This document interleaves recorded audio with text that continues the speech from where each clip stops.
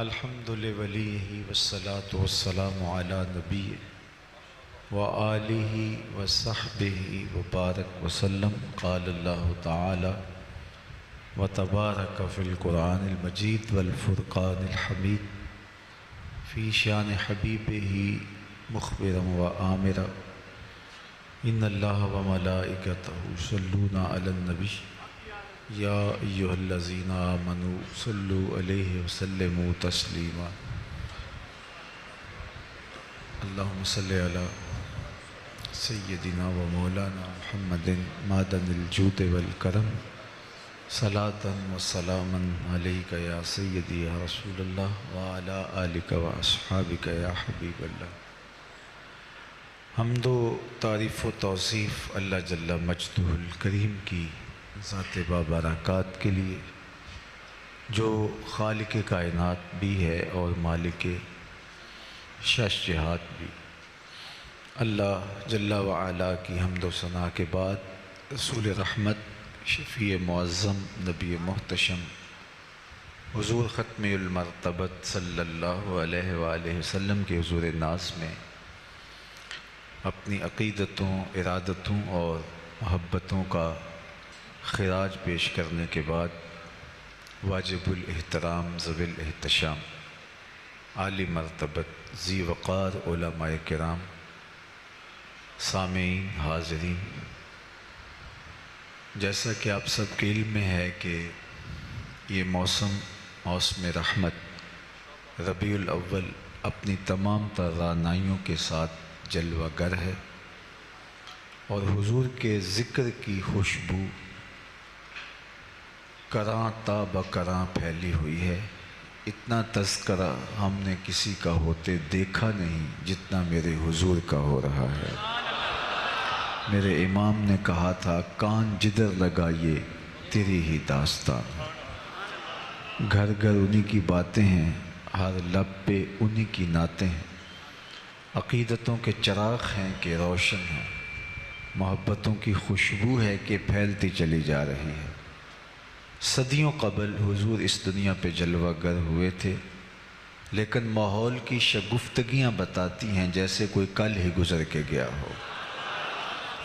زمین سے آسماں تک، آسماں سے لامکاں تک ہے، کہاں کھولے تھے گیسو یار نے، خوشبو کہاں تک ہے۔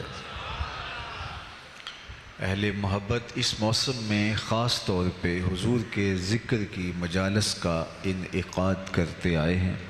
سو آج آپ کے یہاں حضور کے ذکر کی مجلس سجی ہے اور عقیدتوں کے چراغ روشن ہیں۔ آپ کے شہر میں ایک مرتبہ پہلے بھی اسی مسجد میں حاضر ہوا تھا اور گفتگو کی سعادت نصیب ہوئی تھی، اور اس کے بعد عالی مرتبت علماء کرام، ہمارے دوست اور بہت سارے لوگوں نے مجھے کہا، مصروفیات آڑے آئیں تو حاضر نہ ہو پایا، اور خیال تھا کہ انشاءاللہ سب سے کہا تھا کہ اللہ نے چاہا تو ضرور کبھی حاضری ہوگی۔ تو ہمارے محترم جناب قاسم حسان صاحب کی والدہ ماجدہ کا انتقال ہوا، تو ان کا یہ اصرار تھا کہ آپ چہلم پہ آئیں، تو میں نے کہا ضرور انشاءاللہ میں جب بھی فیصل آباد آیا تو ساتھ جڑا والا میں ضرور حاضری ہوگی۔ تو جو کرونا اور دیگر حالات تھے تو کافی تاخیر ہو گئی، لیکن شکر ہے کہ ربیع الاول کا مہینہ نصیب ہوا، اور آج میں اور آپ یہاں جمع ہیں حضور کے ذکر اور حضور کی یادوں کے چراغ روشن کرنے کے لیے، اور اپنی عقیدتوں کا نیاز پیش کرنے کے لیے، اور ساتھ ہی اختتام پر عزیزم کی والدہ کے لیے مغفرت کی دعائیں، التجائیں اور تمنائیں لیے بارگاہ عزتی میں حاضر ہوں گے۔ اللہ مرحومہ کو کروٹ کروٹ جنت کی بہاریں نصیب فرمائے۔ ملک کے اندر جو معروضی حالات تھے کئی دنوں سے، اور جس طرح کی صورتحال درپیش تھی، شکر ہے کہ وہ اب بہتری کی طرف چل پڑی ہے، اور اللہ تعالیٰ میرے وطن کو ہمیشہ امن رحمت اور کرم نوازیوں کے حصار میں رکھے۔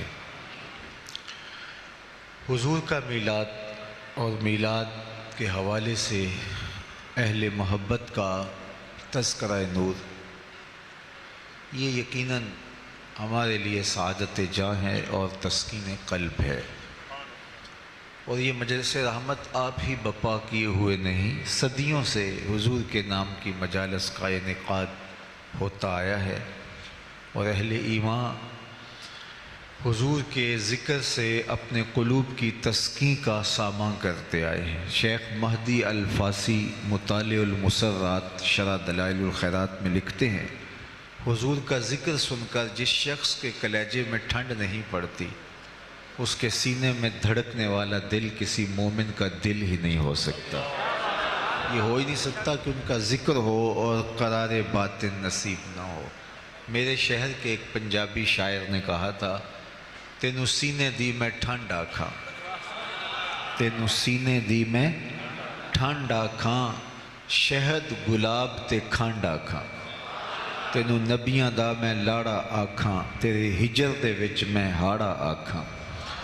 تو ان کا ذکر یقیناً اہل ایمان شروع سے کرتے ہیں، اور یہ ہمارا دستور عمل بھی ہے، یہ طرز حیات بھی ہے، تسکین قلب اور قرار باطن کا ذریعہ بھی ہے، اور ہمارے بڑوں کی سنت شروع سے یہ چلی آ رہی ہے۔ پہلے میں آپ کو ایک محفل میں لیے چلتا ہوں جس کو منعقد ہونے کے لیے مسجد نبوی کا صحن نصیب ہوا۔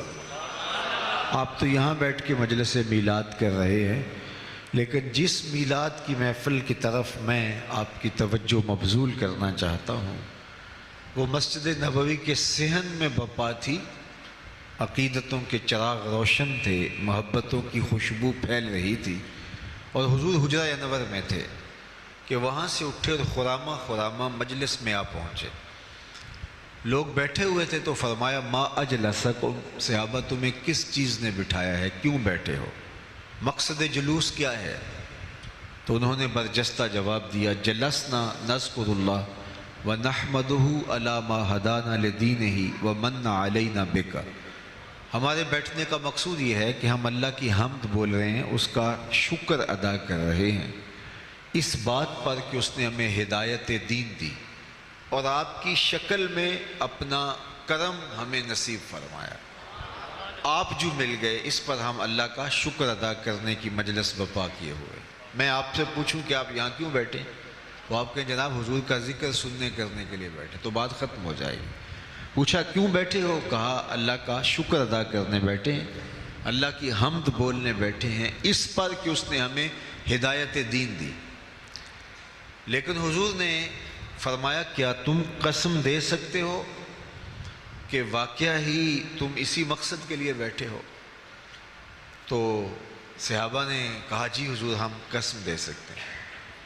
تو باقاعدہ ان سے حلف لیا گیا، اور انہوں نے باقاعدہ قسم اٹھائی کہ ہم حلف دیتے ہیں، قسم دیتے ہیں کہ ہمارے بیٹھنے کا کوئی اور مقصد نہیں ہے۔ عمومی طور پہ اس طرح کی چیزوں پہ قسم لی نہیں جاتی۔ میں آپ سے پوچھوں کیوں بیٹھے ہیں، تو آپ کے ذکر رسول کے لیے بیٹھے، تو بات یہیں ختم ہو جائے گی۔ تو میں آپ سے جب قسم لینے بیٹھ جاؤں گا تو آپ کو حیرت ہوگی۔ تو حضور علیہ السلام نے ان کے چہروں پہ پھیلے ہوئے استعجاب کو دیکھا تو فرمایا کہ میں تم سے جو ابھی قسم لی ہے وہ کسی تہمت کی بنیاد پر نہیں لی، کسی تشکیک کے ازالے کے لیے تم سے قسم نہیں لی، تمہارے قول کی صداقت میں کوئی شک اور تردد نہیں تھا کہ اس کو دور کرنے کے لیے قسم لی ہو، بلکہ ماجرا کچھ اور تھا، اور وہ یہ کہ تم یہاں بیٹھے تھے، میں حجرے میں تھا، اتانی جبریل علیہ السلام، میرے پاس جبریل امین حاضر خدمت ہوئے، فاخبرنی ان اللہ یباہی بکم الملائکہ، اور اللہ تعالیٰ جل شانہ نے جبریل کو بھیجا اور انہوں نے آ کے مجھے خبر دی، محبوب آپ یہاں بیٹھے ہیں، ذرا باہر تو نکل کے دیکھو، آپ کے غلاموں کے اس عمل پر اللہ فرشتوں میں ناز کر رہا ہے، فرشتوں میں فخر کر رہا ہے۔ اللہ اکبر! کس بات پہ رب رب ہو کے ناز کر رہا ہے کہ دیکھو میں نے ان کو نعمت دی تھی، کتنے قدردان نکلے، اس نعمت کا شکرانہ ادا کر رہا ہے۔ اللہ کی رحمتوں سے کوئی بعید نہیں کہ آج کی مجلس بھی قبول فرما لی جائے، اور اللہ فرشتوں سے فرمائے دیکھو صدیاں بیت گئی، یہ آج بھی بیٹھ کے اس نعمت کا شکرانہ ادا کر رہے ہیں۔ باقی جہاں تک حق کے شکر کی بات ہے تو یہ ایک دن کا محفل میلاد، ایک شب کی محفل میلاد، ایک مہینے میں محافل کا تسلسل، یہ حق کے شکر ادا نہیں کر پاتا۔ ساری زندگی بھی پیشانی سجدے میں رکھ دیں، اس نعمت عظمیٰ کا پھر بھی شکریہ ادا نہ ہو پائے۔ اس لیے کہ اللہ نے حضور علیہ السلام کی صورت میں اتنا بڑا انعام ہمارے اوپر کیا۔ میں تو یہ بات کہتا ہوں کہ ہمارے بدن پہ اتنے بال نہیں ہیں جتنے رسول اللہ کے احسانات ہیں۔ ہمارا بال بال قرض رسالت میں جکڑا ہوا ہے۔ ہمیں ان کے لائے ہوئے طریق کو، ان کی سنت کو، ان کے نظام شریعت کو عملاً اپنے اوپر نافذ کرنا پڑے گا، اور ہمارا طرز عمل، ہماری زندگی، ہمارے شب و روز، ہمارے لہجے، ہمارا اٹھنا بیٹھنا، نشست و برخاست گواہی دے کہ یہ حضور علیہ السلام کا غلام ہے۔ میرے استاد فرمایا کرتے تھے یہ نہ ہو کہ لوگ تمہیں پوچھیں تم کون ہوتے ہو، تم مذہب کا حوالہ پیش کرنے کے لیے کارڈ پیش کرو، یہ دیکھو مذہب کے خانے میں اسلام لکھا۔ فرمایا کرتے تھے صاحب نہ کسے پوچھنا پڑے، نہ تمہیں بتانے کی نوبت آئے، تمہاری وضاقتہ، طرز زندگی، انداز معاشرت، تمہارا کیا ہوا وعدہ، تمہاری گفتگو، تمہارے لہجے کی مٹھاس، تمہارا انداز تکلم، تمہارے زندگی کے اسلوب اور طور طریقے ایسے ہوں، تم دور سے چلے آ رہے ہو، لوگ کہیں وہ دیکھو حضور کا غلام آ رہا ہے۔ نور آنکھوں میں تو چہروں پہ اجالے ہوں گے، مصطفیٰ والوں کے انداز نرالے، دنیا میں بھی ان کے دم سے مقدر چمکا، محشر میں بھی ان کی رحمت کے حوالے ہوں گے۔ تو اگر ہم ساری زندگی شکریہ ادا کرتے رہیں پھر بھی حق کے شکر ادا نہ ہو، خدا شناسی تو بڑی دور کی بات ہے، ہم خود شناس بھی نہ ہوتے اگر حضور نہ آتے، ہمیں تعقل ذات بھی نصیب نہ ہوتا، من کا عرفان بھی نہ ملتا، خود ہی سے آگہی نہ ملتی، ہمیں یہ بھی نہ پتہ ہوتا کہ ہم کون ہیں۔ اور مجھے بتاؤ جس کو یہ بھی پتہ نہ ہو کہ میں کون ہوں، اس کے پلے ہوتا کیا ہے؟ اقبال نے کہا تھا اپنے من میں ڈوب کر پا جا سراغ زندگی، تو اگر میرا نہیں بنتا نہ بن، اپنا تو بن۔ اور جو اپنا بھی نہیں، جس کو پتہ ہی نہیں کہ میں کون ہوں، 22ویں گریڈ کا افسر ہو اور درجہ چہارم کے ملازم کو سلوٹ کر رہا ہو، تو لوگ کہیں اس کو پتہ ہی نہیں ہے کہ اس کا منصب کیا ہے۔ اشرف المخلوقات ہو، وَلَقَدْ كَرَّمْنَا بنی آدمہ کا تاج سر پہ سجا ہوا ہو، مسجود الملائکہ ہو، مقصود کائنات ہو، لیکن وہ مٹی کے مادوں کے چرنوں میں اپنی پیشانی کا تقدس پامال کر رہا ہو، وہ پتھر کے اصنام کو اپنا معبود مان رہا ہو، تو بتائیے کہ پھر وہ کھڑا کہاں ہے؟ انسان کی تاریخ اتنی شرمناک ہے، اس نے اجرام فلکیہ کو، اس نے مظاہر فطرت کو، بہتے پانیوں کو، جلتی آگ کو، چلتی ہواؤں کو، حشرات الارض کو، چوپایوں کو، بلکہ یہ مچھلی پکڑنے کے لیے کانٹے کے ساتھ جو کیچوا لگایا جاتا ہے، اس نے اس کو بھی اپنا معبود مانا ہے۔ ایک زمانہ انسان پہ ایسا بھی گزرا ہے کہ اس نے حشرات الارض اور کیڑوں مکوڑوں، سانپوں اور بچھوؤں کو اپنا خدا مانا ہے۔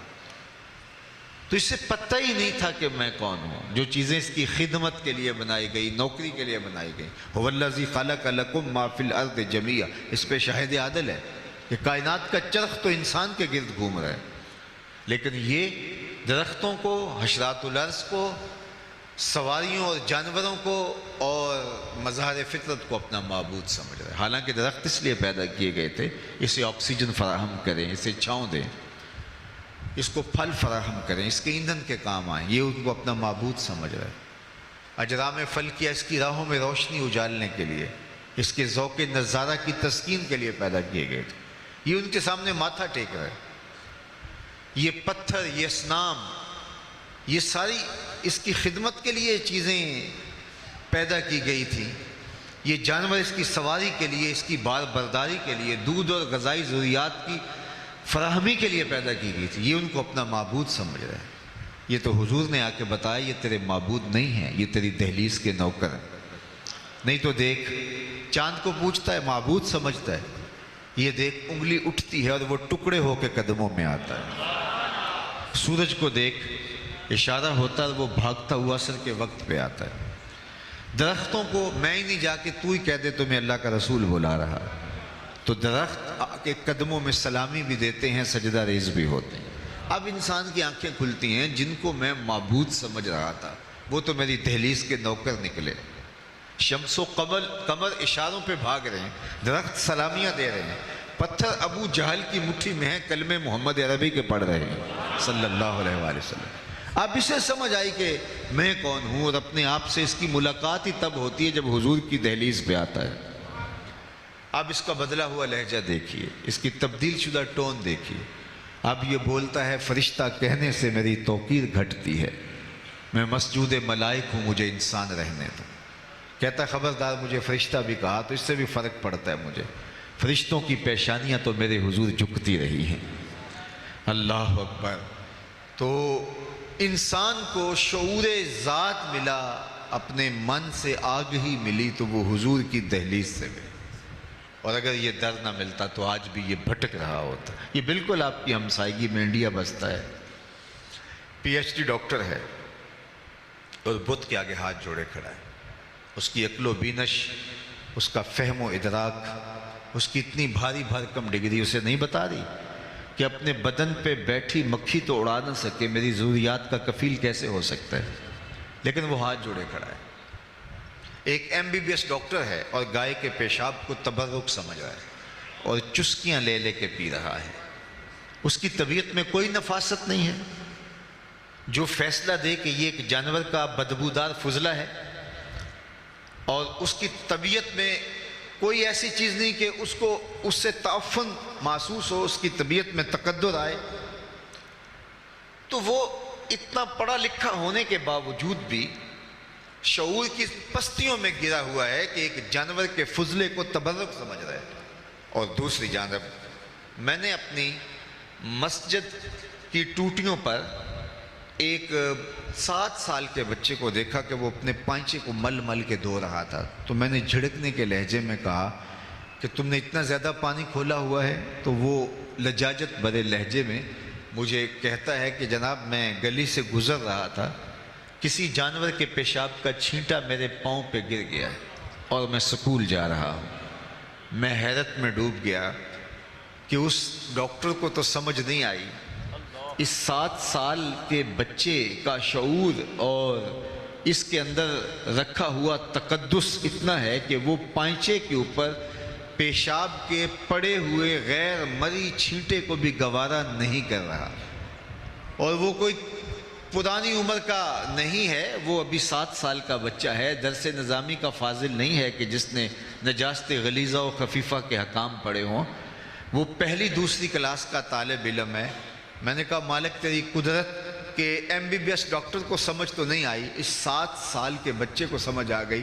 تو اندر سے جواب آیا کہ وہ ہے ڈاکٹر، لیکن اس کے ہاتھ میں دامن حضور کا نہیں ہے، اور یہ ہے بچہ لیکن ماں نے گٹی میں پیار ہی حضور کا دیا ہے، اس لیے تقدس اس کی روح تک اتر گیا ہے۔ روشنی تو اس دہلیز سے ملتی ہے۔ سید سلیم گیلانی مرحوم نے کہا تھا کہ نہ خرد کی روشنی تھی نہ جنوں کی آگہی تھی، نہ خرد۔ یہ نعت کا اسلوب دیکھیے، آج کل تو وہ ہمارا نعتیہ کلچر بھی پتہ نہیں کہاں لڑک کے کہاں چلا گیا ہے، بٹن ٹھاں کر دیتے، بٹن ہاں کر دے اور لوگ آگے سے سبحان اللہ پکار رہے ہوتے ہیں، لیکن ذرا نعت کا یہ شعر دیکھیے، نہ خرد کی روشنی تھی نہ جنوں کی آگہی تھی، نہ خرد کی روشنی تھی نہ جنوں کی آگہی تھی، تیری رہبری سے پہلے یہ جہاں جہاں نہیں تھا، تیری رہبری سے پہلے یہ جہاں جہاں نہیں تھا، تیرے آستاں سے پہلے کوئی آستاں نہیں تھا، میں وہ زمین تھی جس کا کوئی آسمان نہیں تھا۔ تو زندگی کا سارا جمال، زندگی کی ساری روشنیاں اور زندگی کے سارے اجالے اس دہلیز سے نصیب ہوتے ہیں۔ تو انسان کو شعور اپنی ذات کا بھی ملا تو اس در سے، اس دہلیز سے، اس چوکھٹ سے نصیب ہوا، ورنہ آج بھی یہ دھکے کھا رہا ہوتا۔ اور شعور ذات الہی، توحید کا تعقل آج مجھے اور آپ کو نصیب ہے تو اسی دہلیز سے ملا ہے، ورنہ انسان تو محسوسات کا عادی ہو گیا تھا۔ اقبال نے کہا تھا خو گرے پے کرے محسوس تھی انسان کی نظر، شکوے میں خو گرے پے کرے محسوس تھی انسان کی نظر، بن دیکھے خدا کو پھر کوئی مانتا کیوں کر۔ انسان تو عادی تھا کہ وہ دیکھ کر کے چیزوں کو جن کو محسوس کرتا تھا، مبصر چیزیں تھیں، ان کو مانتا تھا۔ باقی قوم موسیٰ نے دو ٹوک نہیں کہا لن نؤمن لک حتی نری اللہ جہرا، ہم تمہیں نہیں مانیں گے جب تک اللہ کو کھلی آنکھوں سے نہیں دیکھیں گے۔ لیکن یہ حضور کے غلاموں نے نہیں کہا کہ ہم اللہ کو دیکھیں گے تو مانیں گے، کہا تجھے دیکھ لیا اسے دیکھ لیا۔ حضور آئینہ جمال خدا ہیں۔ من رآنی فقد رآ الحق، جس نے مجھے دیکھا اس نے اللہ کو دیکھ لیا۔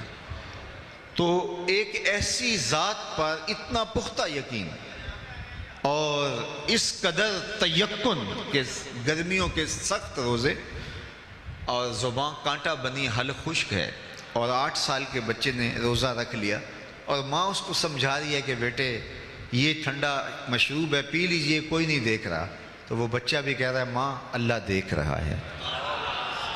ایک ایسی ذات پر اتنا پختہ یقین کیسے ہو گیا جس کو دیکھا نہیں ہے، جو سوچا نہیں جا سکتا، جو سمجھا نہیں جا سکتا، جو خیال اور فہم و ادراک کی حدود سے ورا ہے۔ وہ اکبر الہ آبادی نے کہا تھا تو دل میں تو آتا ہے سمجھ میں نہیں آتا، میں جان گیا بس تیری پہچان یہی ہے۔ سوچنے بیٹھے تو سوچا نہ جا سکے، تولنے بیٹھے تو تولا نہ جا سکے، سمجھنے بیٹھے تو عقل بے بس ہے، خیالوں کی حدود سے وہ ورا ہے، تو کیسے مانے؟ نہ جوہر ہے نہ عرض ہے، تو کیسے اس کو تسلیم کرے؟ اتنا پختہ یقین ہوا کیسے؟ تو میں تمہیں ایک کہانی سناؤں۔ سوا نامی ایک شخص جا رہا تھا، اس کے ہاتھ میں گھوڑا تھا، تو حضور کی نظر پڑی تو گھوڑا پسند آ گیا، تو اس کو کہا یہ بیچتے ہو؟ اس نے کہا جی بیچتا ہوں۔ کتنے کا؟ اتنے کا، سودا طے ہو گیا۔ فرمایا تاجرانہ غرض سے تو نہیں آیا تھا، میں تو گزر رہا تھا، اچانک تمہارے سے سودا ہو گیا، تم رکو تو میں گھر سے قیمت لے کے آیا۔ اس نے کہا میں رکا ہوں۔ حضور گئے تو کسی نے اس کو کہا یہاں ٹھہرے ہوئے ہو؟ اس نے کہا کہ مسلمانوں کے نبی سے اس گھوڑے کا سودا کر لیا، تو وہ قیمت لینے گئے۔ تو اس نے کہا مجھ سے زیادہ پیسے لے لو۔ کہا میں ان سے سودا کر چکا ہوں۔ کہا کوئی گواہ تھا؟ کہا نہیں۔ کہا مکر جانا۔ اتنے میں حضور قیمت لے کے تشریف فرما ہوئے، تو سوا نے کہا کہ میں نے تو آپ کو گھوڑا بیچا ہی نہیں۔ حضور کہیں ابھی ابھی میرا تیرا سودا طے ہوا ہے۔ وہ کہے کوئی بات ہی نہیں ہوئی۔ لوگ جمع ہو گئے، ہجوم بن گیا۔ جب لوگوں کا پریشر بنا تو سوا نے سمجھا کہ صادق بھی یہ ہیں، امین بھی یہی ہیں، تو لوگ تو ان کو ہی سچا مانیں گے، مجھے تو لوگ غلط کہیں گے، میری شہرت بھی کوئی اتنی اچھی نہیں ہے۔ میرا خیال تھا کہ وہ آئیں گے، قیمت دینا چاہیں گے، میں مکر جاؤں گا، بات ختم ہو جائے گی، تو لوگ جمع ہو گئے۔ اس نے کہا اچھا جی آپ بتائیے، جب دو آدمیوں کے مابین یوں نزاع بن جائے تو آپ کی شریعت میں تصفیہ کی صورت کیا ہے؟ تو آقا کریم نے فرمایا میری شریعت یہ کہتی ہے جو مدعی ہے وہ گواہ لائے، اور اگر اس کے پاس گواہ نہیں تو والیمین علی من انکر، جو انکار کرتا ہے وہ قسم دے دے۔ اس نے کہا بات ختم ہو گئی۔ آپ کا دعویٰ ہے نا میں نے گھوڑا خریدا ہے، تو آپ گواہ لے آئیں، اور اگر آپ کے پاس گواہ نہیں ہے تو پھر آپ کی شریعت کے مطابق میری قسم بنتی ہے، تو میں قسم دے دیتا ہوں کہ میں نے بیچا نہیں۔ اب اتفاق یہ تھا کہ جب گھوڑے کا سودا ہوا تو اس وقت کوئی موقع پہ گواہ نہیں تھا، وہ مکر گیا تھا، اس کے لیے قسم دینا بھی کیا مشکل تھا۔ اس نے کہا جی ٹھیک ہے، آپ کی شریعت کے مطابق ہی فیصلہ طے ہوا، اگر آپ نے گھوڑا خریدا تو گواہ لائیے، نہیں تو مجھ سے قسم لے لیجئے۔ مجمع میں موجود حضرت خزیمہ بن ثابت انصاری رضی اللہ تعالیٰ عنہ آگے بڑھے، سینے پہ ہاتھ رکھا اور سوا سے مخاطبت کرتے ہوئے کہا گواہی مانگتا ہے، میں گواہی دیتا ہوں۔ اللہ کے رسول نے تم سے گھوڑا خریدا ہے اور جتنی قیمت میں بتا رہے اتنے میں سودا ہوا ہے۔ اب وہ مفت تو دے نہیں رہا تھا، اس نے باقاعدہ اپنی مرضی کی قیمت سے طے کیا تھا، بس زیادہ پیسوں کے لالچ میں آ گیا تھا اور مکر گیا۔ اس نے راستہ نکلنے کا پا لیا، کہا جی ٹھیک ہے میرا مطالبہ پورا ہو گیا۔ اس نے گھوڑا دیا، حضور نے قیمت دی، لوگ ہٹنے لگے، مجمع چھٹنے لگا، تو حضور نے حضرت خزیمہ کو قریب بلایا، کہا گھوڑا بھی مل گیا، بات بھی سچی، لیکن تم نے گواہی کیسے دی؟ تم تو موقع پہ تھے ہی نہیں۔ تو سنو جو حضرت خزیمہ بن ثابت انصاری نے کہا، آپ کے سینے میں ٹھنڈ پڑ جائے گی، میں تقریر یہیں بھی چھوڑ دوں تو آپ ناراض نہیں ہوں گے، اتنی خوبصورت بات ہے۔ تو حضرت خزیمہ بن ثابت انصاری رضی اللہ تعالی عنہ کو فرمایا تم نے کیسے گواہی دی؟ تم تو موقع پہ موجود ہی نہیں تھے۔ تو حضرت خزیمہ بن ثابت بولے حضور گھوڑا کیا ہے؟ آپ کے کہنے پہ ہم نے رب کی گواہی دے دی۔ رب کو دیکھا تھا آپ نے کہا نا، جنت اور دوزخ کی گواہی دے دی آپ نے کہا تھا، تو گھوڑا بھی آپ ہی کہہ رہے تھے۔ تو حضور نے حضرت خزیمہ بن ثابت انصاری کا ہاتھ پکڑا اور فضا میں بلند کیا، کہا جانے والوں ٹھہر جاؤ، رک جاؤ، کسی عدالت کچہری میں گواہوں کی ضرورت ہو تو میری شریعت 2 گواہ مانگتی، لیکن جہاں میرا خزیمہ ہوگا ایک کی گواہی 2 کے قائم مقام ہوگا۔ میرے امام بولے فیض پہنچا اے رضا احمد پاک کا، فیض پہنچا اے رضا احمد پاک کا، ورنہ ہم کیا جانتے خدا کون ہے؟ جو عقل و خیرت کی حدود سے ورا ہے تو اس پر یقین کیسے نصیب ہوا؟ یقین مصطفیٰ جان رحمت کی چوکھٹ سے نصیب ہوا۔ تو ساری زندگی ہم اس کا شکر ادا کرتے رہیں تو حق شکر ادا نہ ہو پائے کہ آقا کریم علیہ السلام کی وجہ سے ہمیں شعور ذات بھی ملا اور شعور ذات الہی بھی نصیب ہوا۔ ہمیں توحید کا تعقل اور نور اور ایمان اور تیقن اور یقین بھی نصیب ہوا، اور ہمیں اپنے من سے بھی آشنائی ملی۔ اور اگر یہ دولت نہ ملتی تو آج بھی ہماری پیشانی کسی بت کے آگے رسوا ہو رہی ہوتی، ہم کسی پتھر کو اپنا معبود مان رہے ہوتے۔ ایک شخص اسلام لانے کے بعد جاہلیت کی کہانی چھیڑ کے بیٹھ جاتا ہے اور کہا کہ جب میں اسلام نہیں لایا تھا تو اس دور کی 2 باتیں ہیں، ایک یاد آتی ہے تو ہنسی نہیں رکتی، ایک بات یاد آتی ہے تو آنسو نہیں تھمتے۔ کہا وہ 2 باتیں کون سی ہے؟ کہا وہ بات جو یاد آئے تو ہنسی نہیں رکتی وہ یہ ہے کہ میں نے ایک سفر پہ جانا تھا، سامان باندھا تو اس میں سفری معبود بھی رکھ لیا، لیکن سامان کافی بوجھل ہو گیا تو میں نے کہا میں تو اپنے معبود کے بوجھ تلے دب کے مر جاؤں گا، تو میں نے وہ پتھر کا خدا نکال کر کے ایک طرف رکھ دیا اور ایک آٹا گوندھ کر کے چھوٹا سا معبود تیار کر لیا، اس کو دھوپ میں رکھ کے خشک بھی کر لیا اور اپنے سامان میں رکھ لیا۔ راستے میں پوجا پاٹ بھی چلتی رہی۔ توشہ سفر اندازہ سفر کے مطابق تھا، لیکن سفر کو 1-2 دن اوپر چلا گیا تو توشہ ختم ہو گیا۔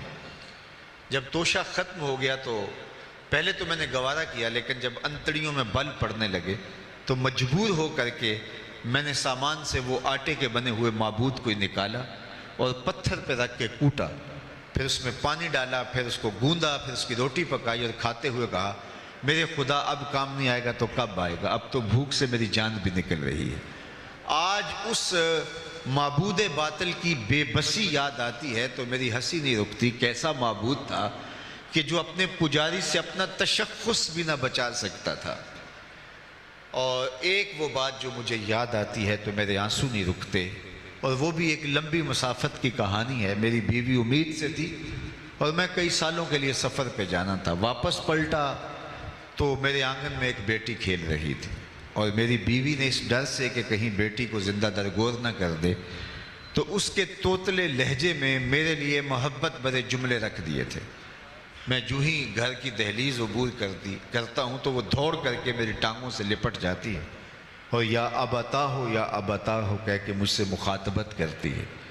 میرے سینے میں پتھر بھی ہوتا تو پگھل جاتا، لیکن میں اس ظالمانہ سماج کی جھوٹی رسموں کا جکڑا ہوا شخص تھا۔ میں نے فیصلہ کیا کہ میں اس کو زندہ درگور کر دوں گا، اور اس کو باہر صحرا میں لے گیا اور ریت ہٹانے لگا اور گڑھا کھودنے لگا۔ میری بیٹی نہیں جانتی تھی کہ یہ ماجرا کیا ہے، اور وہ مجھے بار بار روکتی تھی آپ اتنی گرمی میں یہ مشقت کیوں اٹھا رہے ہیں، حتیٰ کہ پسینے سے جب میرا بدن شرابور ہونے لگا تو وہ اپنے ننھے آنچل سے میرے ماتھے کا پسینہ صاف کرنے لگی، لیکن میں تھا کہ میرا سینہ اس کے اندر درد مند دل نہیں تھا، ایک پتھر رکھا ہوا تھا۔ خیر گڑھا کھود کر کے جب میں باہر نکلا تو اس نے سکھ کا سانس لیا کہ میرے بابا کی مشقت ختم ہوئی، لیکن میں نے اس بیٹی کو اس میں دھکا دے دیا اور مٹی انڈھیلنے لگا۔ پہلے تو وہ کھیل سمجھتی رہی، لیکن جب اس کی سانسیں دبنے لگیں تو اس نے ننھے اور معصوم ہاتھ جوڑ کر مجھ سے زندگی کی بھیک مانگنی شروع کر دی۔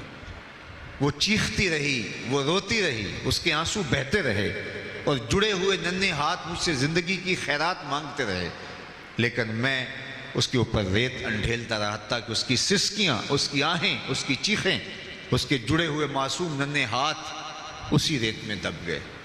آج اسلام لایا ہوں تو اس کی چیخیں مجھے سونے نہیں دیتی ہیں۔ بیٹیوں کو زندہ درگور کر کے باپ فخر کر رہا تھا اور پورا معاشرہ اس لپیٹ میں تھا. اگر بیٹی زندہ ہوتی بھی تو اس کی تکریم نہ ہوتی.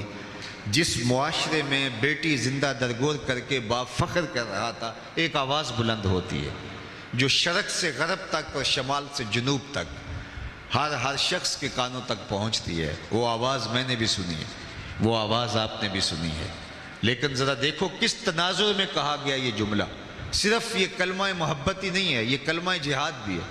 جب بیٹیوں کو زندہ درگور کر کے باپ فخر کر رہے ہیں، اس وقت آواز بلند ہوتی ہے، لوگوں سن لو، میری فاطمہ میرے جگر کا ٹکڑا ہے، میری فاطمہ میرے جگر کا ٹکڑا ہے. تو اس آواز نے کائنات کا رخ ہی بدل دیا. نظریات کے اوپر لگے ہوئے زنگ اتار کے حقیقی نور کو لوگوں کے سامنے رکھا اور بتایا بیٹی ہوتی کیا ہے. اور آج میں دیکھتا ہوں ایک بوڑھا شخص مزدوری کر رہا ہے کہ میں نے بیٹی کے ہاتھ پیلے کرنے، بھائی اوور ٹائم لگا رہا ہے میں نے بہن کے ہاتھ پیلے کرنے. یہ تو زندہ درگور کر دیتے تھے. آج پردیس کاٹ رہے ہیں لوگ کہ ہم نے بیٹیوں کے ہاتھ پیلے کرنے، یہ تو زندہ درگور کر دیتے تھے. ان کے سینوں میں بیٹیوں کا پیار ڈالا کس نے؟ جواب آئے گا میلاد والے رسول نے. تو ساری زندگی بھی حق ادا کرنے کی کوشش کریں، حق شکر ادا نہ ہو پائے. ہمیں چاہیے کہ ہم اس آقا، اس مولا، اس اپنے محبوب کی ایک ایک ادا کو اپنی روح میں جذب کر لیں، ان کے بتائے ہوئے نظام زندگی کے مطابق اپنی زندگی کے لف و نشر مرتب کریں.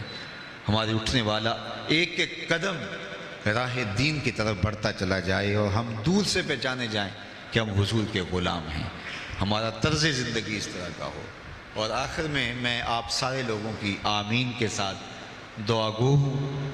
محترم قاسم حسان صاحب کی والدہ ماجدہ کے لیے اللہ انہیں کروٹ کروٹ جنت کی بہاریں عطا کریں. ماں اللہ کی رحمتوں کا ایک روپ ہے، اللہ کی کرم نوازیوں کا ایک رنگ ہے. اللہ نے ماں کے سینے کے اندر جو امٹتا ہوا پیار رکھا ہے، محبت کی جو کائنات آباد کر دی ہے، اس کا کوئی بدل نہیں ہے. ماں جب بولتی ہے تو اس کے لہجے میں جبریل بولتا ہے. ماں جب مسکراتی ہے تو لگتا ہے جنت کی ساری کلیاں کھل اٹھی ہیں. تو ماں ایک بہت بڑی آزمائش اللہ تعالیٰ